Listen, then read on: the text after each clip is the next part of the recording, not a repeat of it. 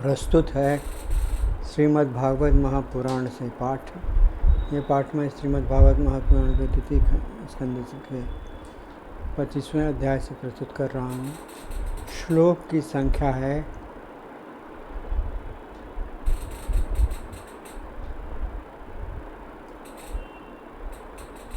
30 से लेकर 40 तक, 30 से लेकर 44 तक। तो ध्यान से सुनेंगे। बड़ा सुंदर प्रसंग है। देवभूति और भगवान कपिल देव के बीच संवाद है। कपिल भगवान के बीच संवाद है। ध्यान से सुनेंगे।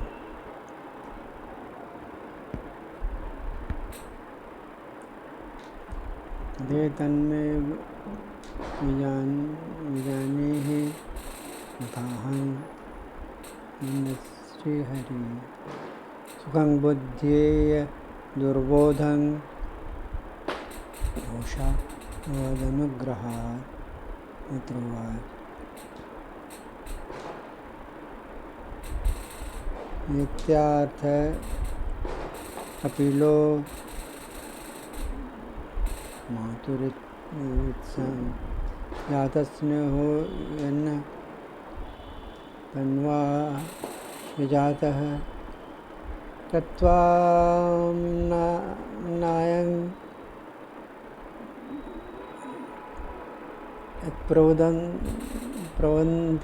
प्रवदन्ति सांख्यं प्रोवाच वै भक्तिवेत्तान् योगं वन्वा देवानां गुणाङ्गानां मानुश्रविककर्मणां तत्त्व एवैक मनसो वृत्तिः स्वाभाविकी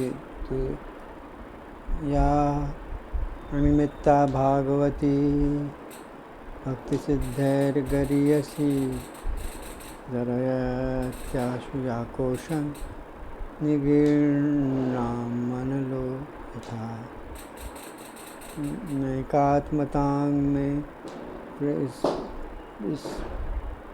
गृहन्ति केचित्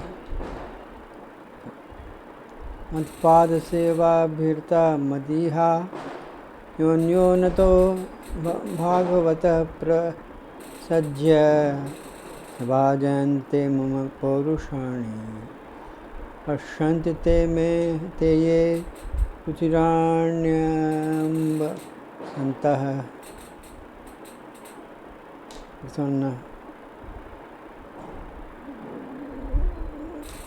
प्रसन्नवक्त्राणुलोचनानि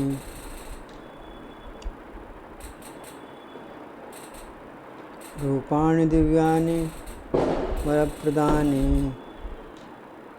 साकं वाचं स्पृहणीय वदन्ति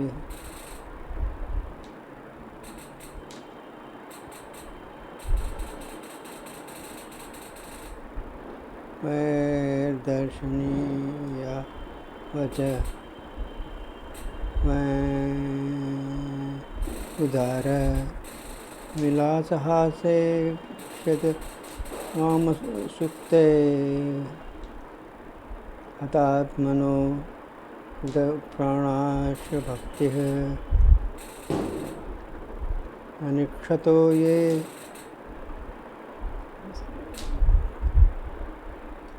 गतिमणि प्रवृद्धे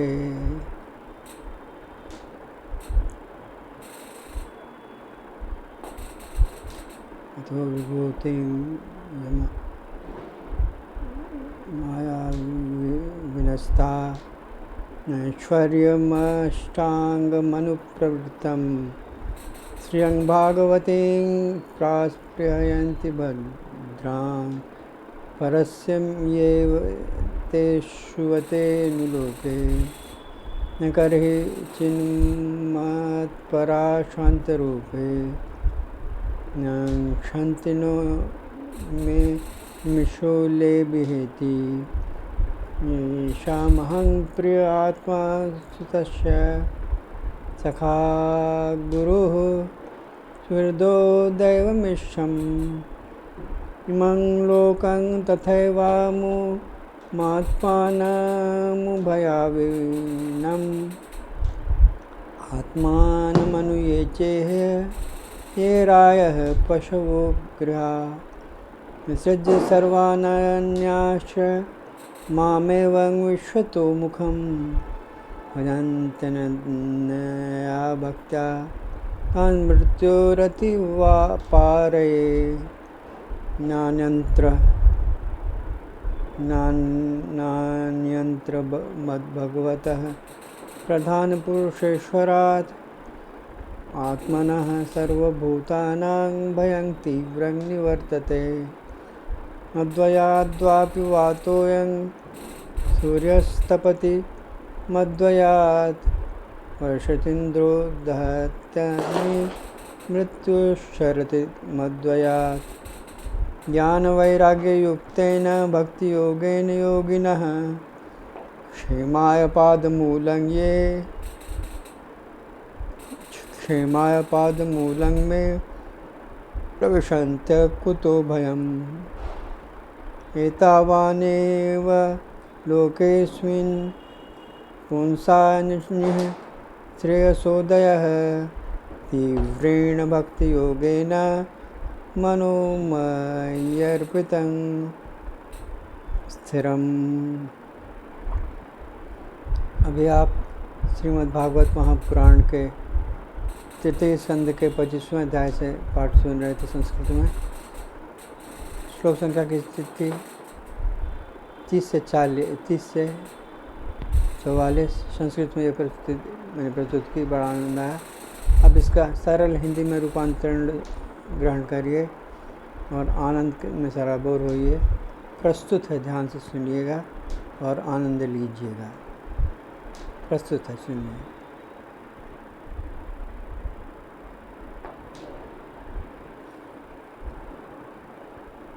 अरे यह आप मुझे इस प्रकार समझाइए जिससे कि आपकी कृपा से मैं मंदमती इससे जाती भी इस दुर्बोध विषय को सुकंदल समझ सकूँ। मैत्रेय जी कहते हैं, विदुर जी जिसके शरीर से उन्होंने स्वयं जन्म लिया था, उस अपनी माता का ऐसा अभिप्राय जान के कपिल जी हृदय में स्नेह उमड़ आया और उन्होंने प्रकृति आदि तत्वों का निरूपण करने वाले शास्त्र का, जिसे सांख्य कहते हैं, उपदेश किया। साथ ही भक्ति विस्तार एवं योग की भी चर्चा उन्होंने की। भगवान ने कहा, माता जिसका चित्त एकमात्र भगवान में ही लग गया है, ऐसे मनुष्य की वेद विहित कर्मों में लगी हुई तब विषयों का ज्ञान कराने वाली कर्मेंद्रिय एवं अनेंद्रिय दोनों प्रकार के इंद्रियों को तो जो सत्वमूर्ति हरि के प्रति स्वाभाविक प्रवृत्ति है, वही भगवान की अहेतु की भक्ति है। यह मुक्ति से भी बढ़कर है, क्योंकि जठरानल जिस प्रकार खाए हुए अन्न को पचाता है, उसी प्रकार यह भी कर्म तत्वों को भंडार रूप लिंग शरीर को तत्काल भस्म कर देता है। मेरी धारणा से प्रीति रखने वाले और मेरी ही प्रसन्नता से के लिए समस्त कर्म करने वाले जितने भी जड़भासी भक्त, बड़भागी भक्त जो एक दूसरे से मिलकर प्रेम पूर्वक मेरे ही तो पराक्रमों की चर्चा किया करते हैं, सब एकमात्र मेरी इच्छा करते हैं। मैं साधुजन अरुणामुखा अरविंद से युक्त मेरे परम सुंदर और वरदायक दिव्य रूप की झांकी करते हैं और उनके साथ सब प्रेम संभाषण भी करते हैं, जिसके लिए बड़े बड़े तपस्वी भी लालायित रहते हैं। यह दर्शनीय अंग प्रत्यंग, उदार हाथ, विलास, मनोहर चितवन और मधुरवाणी के युक्त मेरे उन रूपों की, साधुओं की जो चर्चा होती है, उससे उनका कल्याण होता है। अविद्या की निवृत्ति हो जाने पर यदि वे मुझ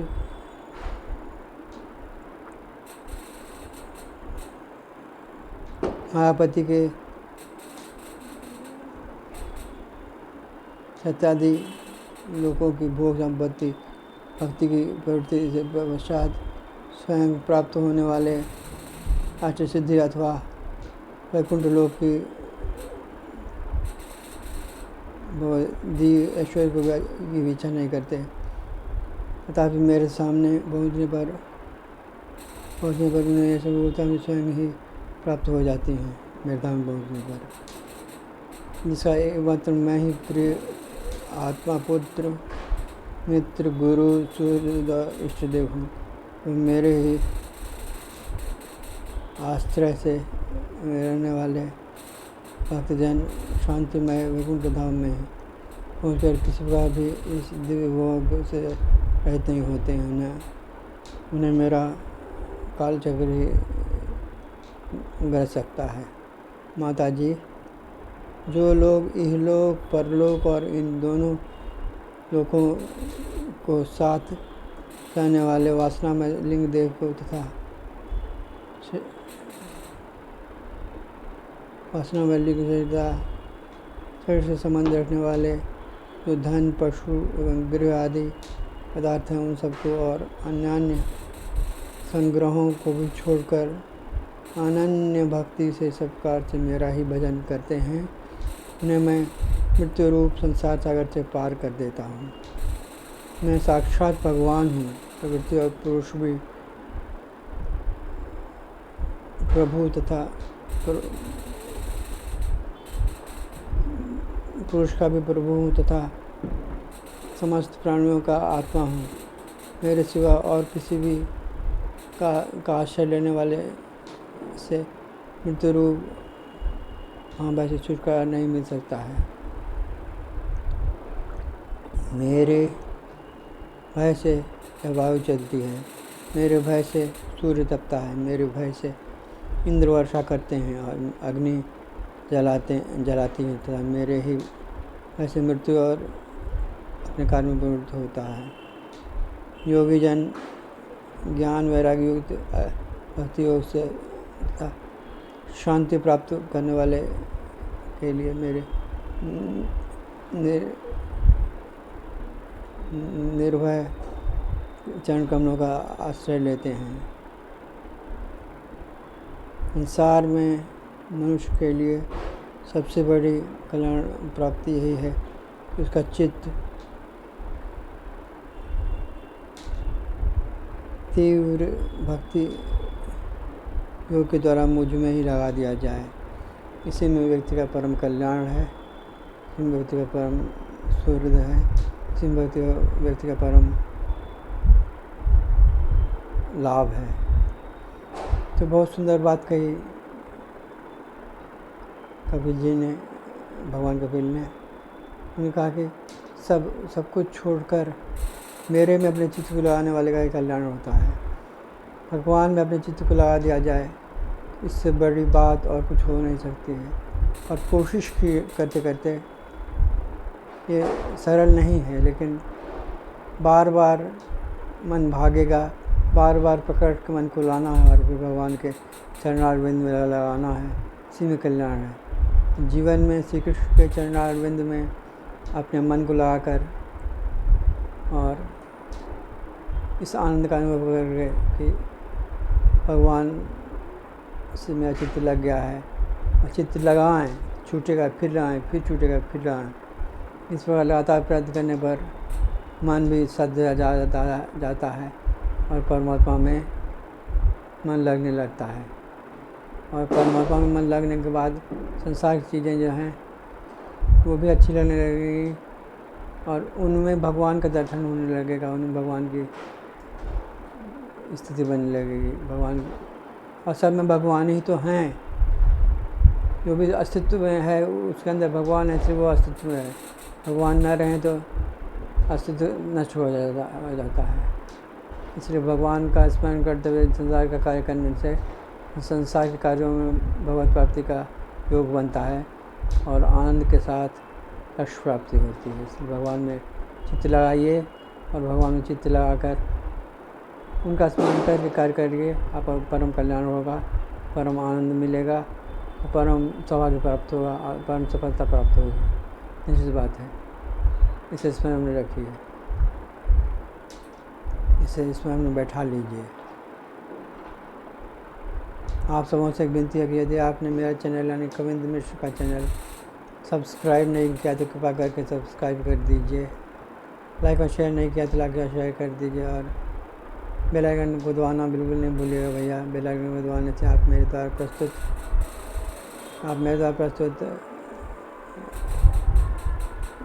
परम पावन ग्रंथों का पाठ सुन सकेंगे। ये ग्रंथ जिनका पाठ मैं कर रहा हूँ ये हैं जो संपूर्ण हो चुके हुए हैं। श्रीमद् भगवद गीता, श्री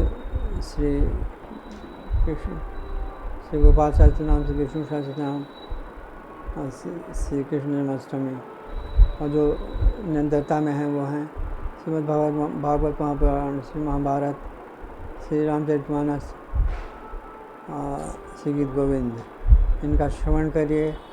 इनके श्रवण मात्र से आपके जीवन में भगवत प्रेम का प्राकट्य होगा और आपके जीवन में बड़ा ही आनंद का उमड़न होगा। आपके जीवन में बड़ा ही सुख उत्पन्न होगा, बड़ा ही आनंद उत्पन्न होगा और जीवन जीने का सही आनंद, जीवन जीने का सही रास्ता आप पकड़ पाएंगे। तो मेरे द्वारा प्रस्तुत इन ग्रंथों का पाठ सुनिए और परम आनंद का अनुभव करिए। आइए मेरे साथ बोलिए भगवान का को परम प्रिय श्लोक जो परम प्रिय है उनका उसको उच्चारण करिए या सुनिए और मन में बैठाइए। तो आइए मेरे साथ बोलिए। ओम नमो भगवते वासुदेवाय। ओम नमो भगवते वासुदेवाय। ओम नमो भगवते वासुदेवाय, वासुदेवाय, वासुदेवाय। श्री कृष्ण आपके हृदय आकाश में विराजमान हैं। उनकी कृपा से आप सदैव महिमा मंडित होते रहिए। उनकी कृपा से नहाते रहिए। उनकी कृपा से सिंचित होते रहिए और आपके द्वारा उत्तम कार्यों का संपादन जीवन में हो, सदा हो और आप पर भगवान की कृपा बरसती रहे। इस मंगल कामना के साथ आइए भगवान का जय जयकार करिए। उनकी जय जयकार में उत्तम गुणों की जय जयकार है और सर्वश्रेष्ठ गुणों की जय जयकार है, जो भगवान में ही सब समाहित है। तो उसे स्मरण करिए और आइए उनका भगवान की जय जयकार करिए। जय श्री कृष्ण, जय श्री कृष्ण, जय श्री कृष्ण।